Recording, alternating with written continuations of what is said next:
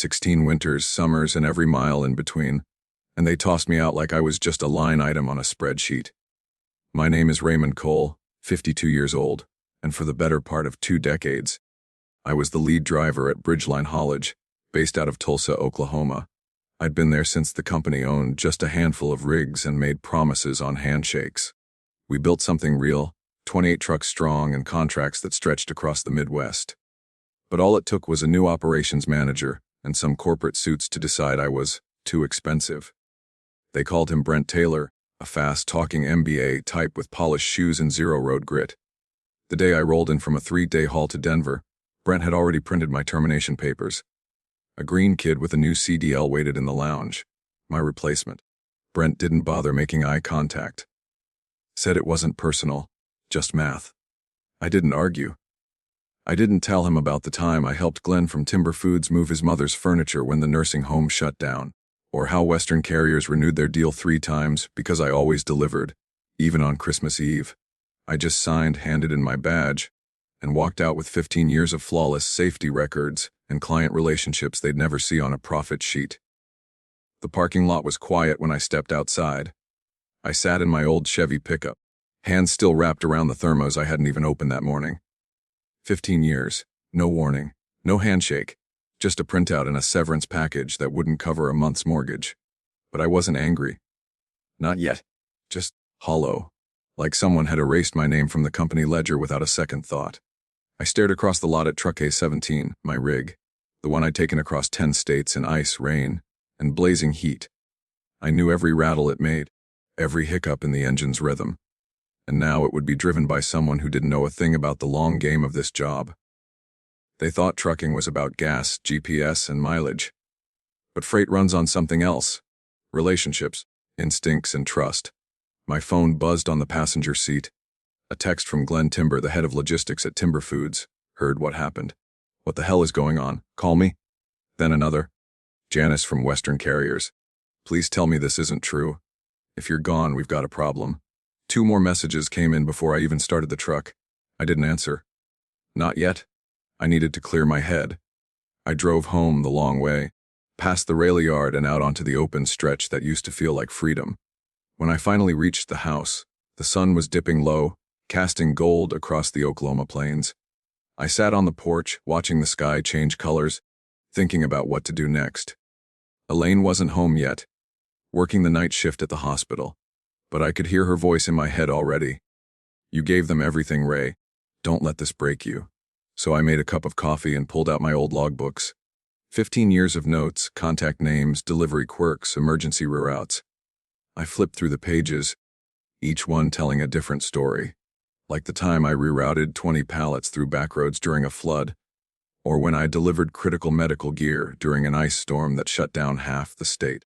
That wasn't in any spreadsheet Darren had studied, but it meant something, and not just to me. That's when the phone rang. Not a text this time, a call. I picked up. Ray. It's Charlie Jenkins. Hearing that voice brought back a wave of old-school pride. Jenkins was the founder of Crestline. He and his son started the company out of a 1-bay garage.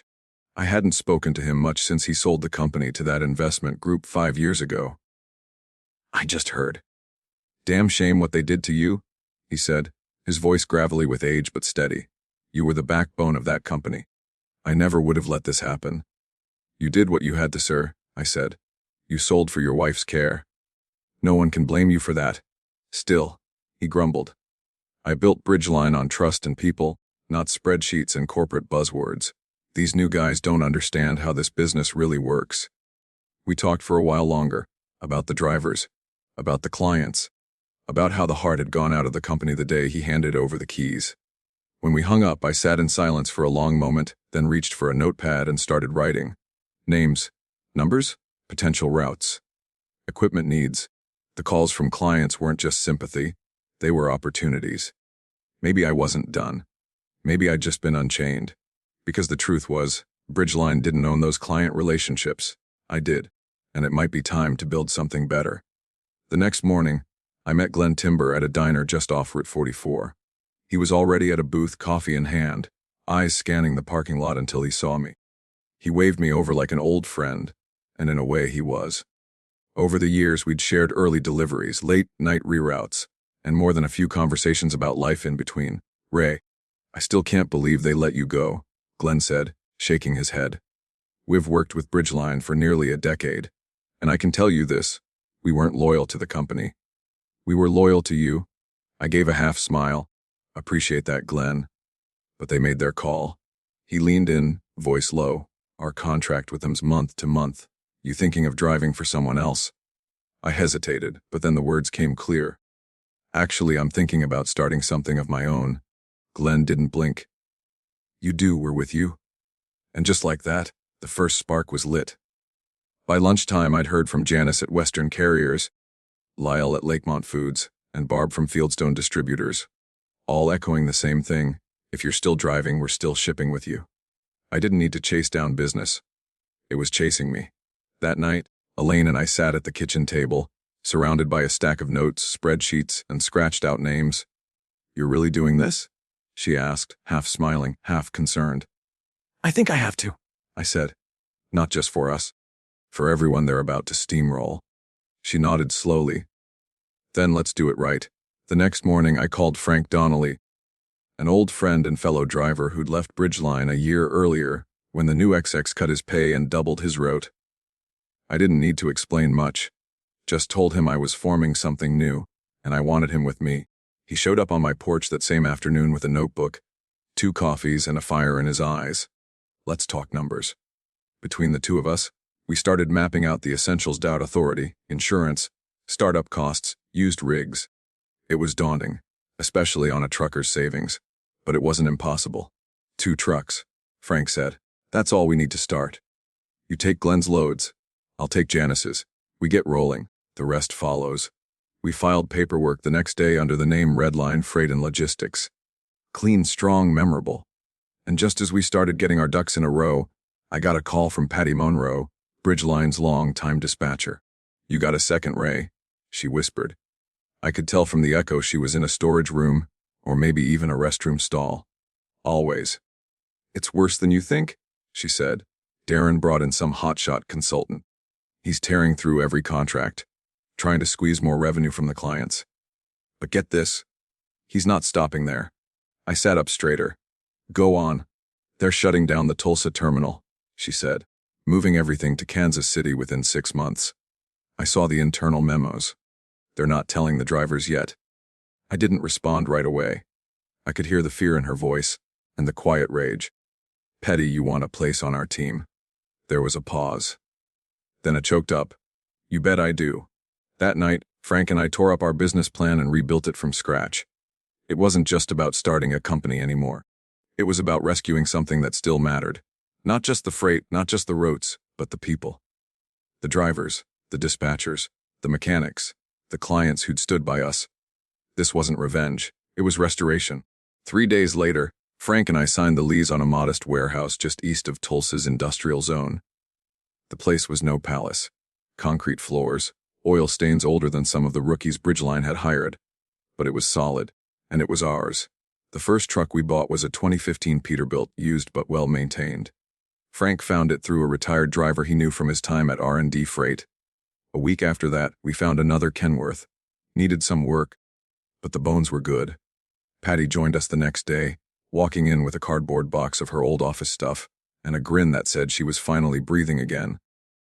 I've already heard from 2 other dispatchers who want out, she said. They're tired of being ignored and overworked. We officially registered Redline Freight and Logistics, LLC, filed for our doubt authority, and got our insurance locked in. Thanks to our spotless driving records, the premiums weren't too brutal. Within 10 days, the first route was ready. I took the Peterbilt and drove a shipment of packaging supplies for Glenn Timber's company to Little Rock. Pulling up to the dock in that deep red truck with our new logo on the side, it hit me.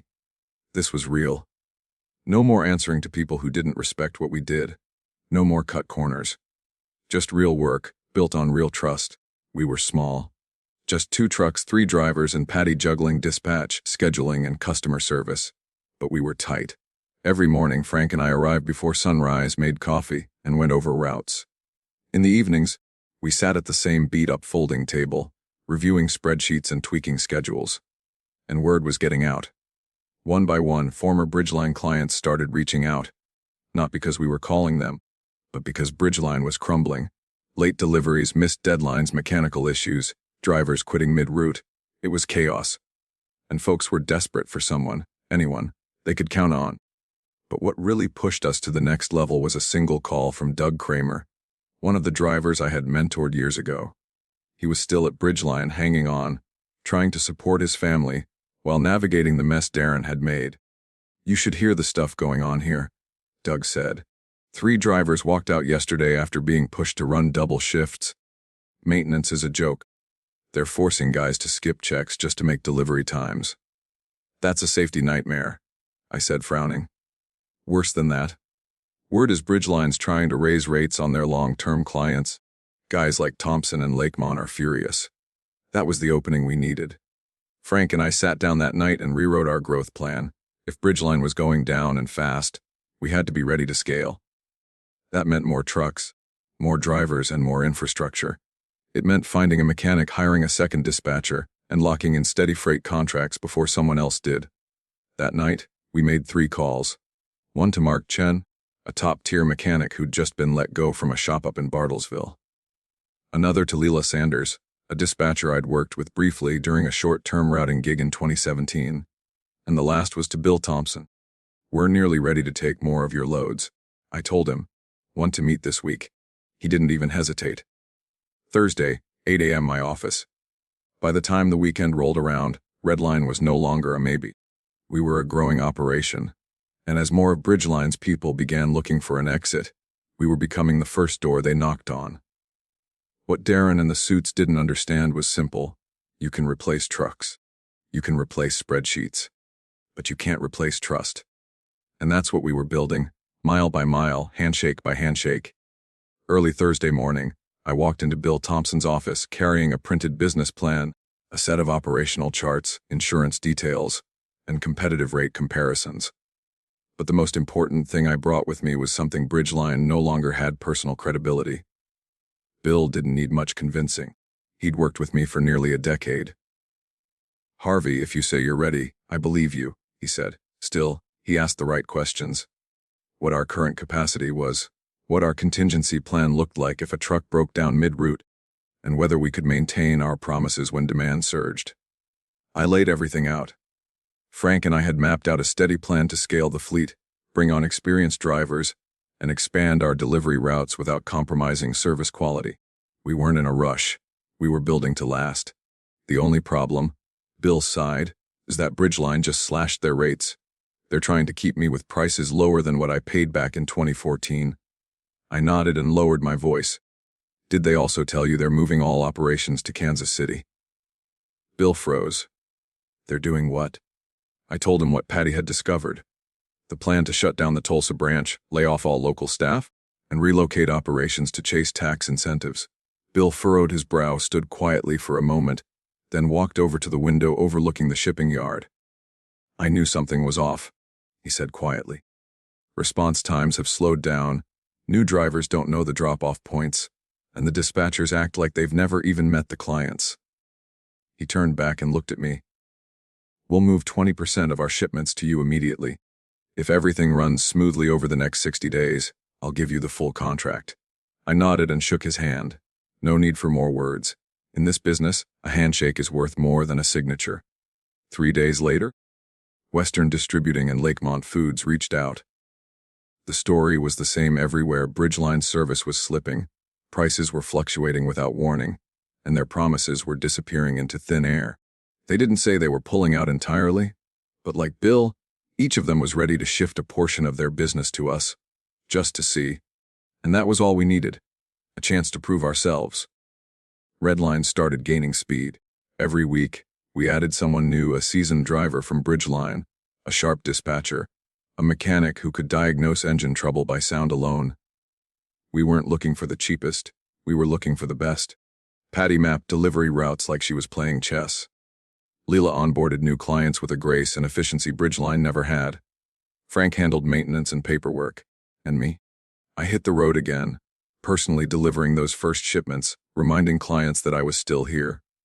1 month after being laid off, we had 6 partial freight contracts, 5 trucks on the road, and a dozen more promises on the verge of becoming reality. And Bridgeline, rumors were leaking. Employees were leaving in waves. Every week, another one would find their way to me, carrying a familiar look: exhaustion, disappointment, and a final, flickering hope that somewhere out there, someone was still doing it right. By mid-fall, the cracks in Bridgeline haulage had split wide open.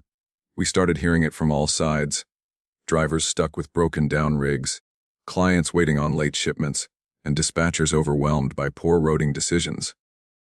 The heart had gone out of the company, and folks were starting to notice. It wasn't just about us growing anymore. It was about them collapsing. One Monday morning, Patty walked into our office holding a printed email from one of her old Bridgeline colleagues.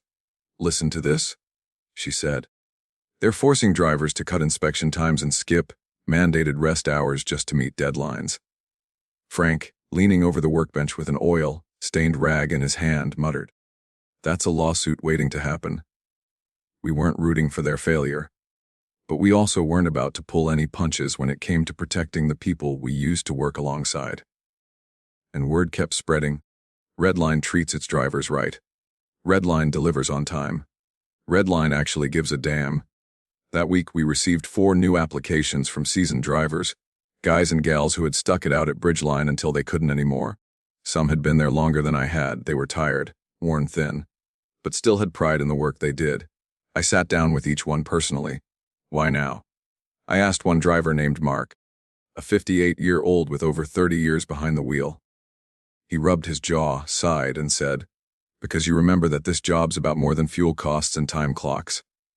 I miss being part of something that actually works." That hit me. We hired him on the spot. The following week, our client list ballooned. Timber Foods bumped their contract up from 20% to full coverage. Western carriers followed suit. Even Fieldstone, once a Bridgeline loyalist, sent over their logistics manager to tour our warehouse. "You guys are the only ones not making excuses," she told Patty during the walkthrough. "You show up, you check the loads, and you communicate. That used to be normal." Behind the scenes, Bridgeline was scrambling. They slashed rates, sent out rushed marketing emails, and even tried calling some of our clients directly, offering deep discounts just to hold on to the last scraps of business. But they were missing the point. People don't just leave because of price. They leave because of trust. One afternoon, I received a call from Darren himself, the same executive who had fired me. "Ray," he began, voice stiff, "I've been hearing a lot about Redline. Impressive growth." I kept it cordial. "We're doing all right." There was a long pause. Then, "I was wondering if you might be open to discussing a subcontracting agreement. Bridgeline has more freight than we can cover right now, and your team seems to be positioned well." I leaned back in my chair and stared out the window toward our growing yard, now home to 7 rigs and 2 new trailers arriving next week. "I appreciate the call," I said evenly, "but I think we're going to keep doing things our way." Click. Frank chuckled from across the room. "That took guts." "It took clarity," I replied. "He wanted to use us to fix the mess he made, and the truth was, there wasn't much left for us to fix. Clients were coming to us. Drivers were choosing us. The only thing Bridgeline still had was the name, and that was fading fast. By the end of October, Bridgeline had closed its Tulsa terminal for good. Rumor was their Kansas City transition was already in trouble. Too many lost contracts. Too few people who believed in what they were doing. Meanwhile, Redline had grown to 15 employees, 6 full-time trucks, and a waiting list of clients asking for availability. We didn't gloat, we didn't post announcements or throw shade. We just kept rolling, one honest mile at a time. By early November, it became clear we weren't just surviving, we were becoming the new standard. The real turning point came on a cold Wednesday morning when I got a call from Bill Jarrett, logistics director at Cornerstone Builders. Now, if you knew anything about regional freight, you knew Cornerstone was the whale, one of the largest distributors in the Midwest. For years, they'd shipped almost exclusively through Bridgeline. Their freight represented close to 30% of Bridgeline's entire Tulsa operation. "Ray," Bill said, voice low and serious, "we need to talk. Can you come by this afternoon?" I was at his office by 200. He didn't waste time with small talk. "We just got word your former employer is closing shop here. They tried to assure us the Kansas City transition will be smooth, but the numbers don't add up. We can't afford delays." And frankly, we've had our eye on Redline. I nodded. We've grown fast, but we've been careful. Quality first. Bill leaned forward. We want to move 40% of our volume to you, starting next week. If that works, the rest follows within the quarter. That was massive. I didn't shake his hand right away. I asked him to give me 24 hours, because I refused to overpromise. Back at Redline, I sat down with Frank and Patty. Can we do it? I asked, laying out the scope of what Cornerstone wanted. Frank was quiet, calculating truck availability and route density. Patty ran through driver schedules and warehouse capacity. We'll need 2 more trucks, Frank said finally, and at least 3 new drivers. We've already had 5 applications this week, Patty added, from Bridgeline veterans. We'll get the best. The next day I called Bill back. We're in. Let's draft it up. That week, we signed our largest contract to date. The ripple effects were immediate. Word traveled fast in the freight world. 2 more clients called, asking if we had capacity for extra loads. It was a good problem to have, and it wasn't just the contracts. We were building a culture. Our drivers ate together in the break room. Jenkins stopped by every morning to tell stories and check on equipment. Patty ran dispatch like a well-oiled machine. Frank trained every new mechanic personally. We didn't just hire people, we welcomed them. Even our rigs started to turn heads. That midnight blue and silver trim, the Redline logo clean on every cab. It started showing up more and more on highways and at docks across Oklahoma, Kansas, and Missouri. Then came the day that put a quiet smile on my face. Cornerstone Builders officially terminated their contract with Bridgeline. Bill forwarded me the email, and I read it slowly twice. Just 8 months prior, Darren had told me I was a legacy cost and interchangeable. Now we were moving nearly half of what Bridgeline once managed. And speaking of Darren, the last I'd heard, he'd left for a strategic restructuring role with a logistics firm in Phoenix. Some said it was a demotion. Others said he walked before things collapsed entirely. I didn't waste energy figuring it out. Because while he chased titles, we were building something real. By the start of December, Redline Freight had grown to 22 employees, 8 trucks, and a reputation that couldn't be bought with spreadsheets. What we had was trust, and you can't teach that in business school. Just 2 weeks after we secured the Cornerstone contract, the next domino fell. Quiet, but heavy. I was sipping my second cup of coffee at the terminal when Patty called out from dispatch. Ray, you'll want to take this line too. It's Tom Grady from Western Distributing. Tom wasn't one for small talk. Ray, he said, straight to the point, we're ready to make the switch. Effective January 1st, we're terminating our agreement with Bridgeline. We want Redline handling our full freight load moving forward. I leaned back in my chair, letting the words settle. You sure? I asked. As sure as I've ever been. We've been watching. Your trucks show up on time.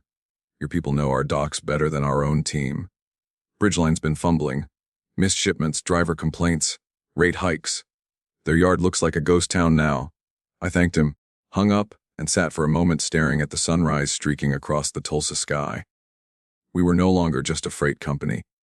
We were becoming the go-to solution when legacy companies crumbled under their own arrogance. Over the next 2 weeks, it felt like the floodgates opened. Lakeland Foods followed Western's lead. Then 2 smaller vendors, Midwest Paper and Helix Packaging, sent over new rate requests. Suddenly, our 8-truck operation was at full capacity, and then some. Frank and I sat down that Friday with Jenkins in the break room. We're getting squeezed on equipment, Frank said. If we're going to scale responsibly, we need to add at least 4 more trucks and 6 drivers. Maybe more. Jenkins just smiled. Then what are you waiting for? We applied for a short-term equipment loan and scoured local auctions. Picked up 2 more Kenworths and a used Freightliner that still had solid bones. Our mechanics got to work tuning them up, and we brought on 4 new drivers, each one with 10+ years of experience. 2 of them, former Bridgeline folks who knew the routes better than their replacements ever would. Every step we took had a ripple effect. At Bridgeline, morale was in freefall. I got messages from old friends still working there, confused, anxious, frustrated. They just laid off the night shift warehouse team, one wrote. Darren stopped showing up last week, said another. Some guy from corporate is here now. All he does is walk around with a clipboard. Then came the day Patty burst into my office, holding a folded copy of the local business journal. You're gonna want to see this. Right there on the front page, Bridgeline Freight to shutter Tulsa operations by Q2, major clients exit.